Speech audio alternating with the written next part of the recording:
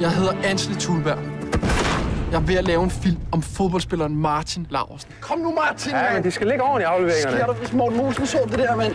Han vil udtage mig her. Jeg vil nok tro, der er omkring 100.000 før dig. Lige præcis i fodbold. Intet andet, men fodbold. Der tror jeg har et eller andet mindreværdskompleks. Fordi jeg mener jo, at jeg har en bedre teknik, end du har. Og så ser jeg dig i landsholdsdragt, ikke? Og jeg tænker, hvad fanden sker der altså? Nej, prøv lige at fortælle, hvorfor er du bedre fodboldspiller end mig? Chi è meglio, io o Martin? Marti, tu scarso, molto scarso. No! Jeg spiller for 1000, du spiller for 40.000.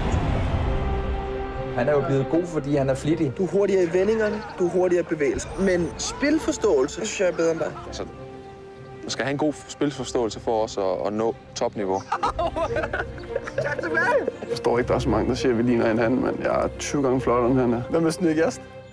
Jo.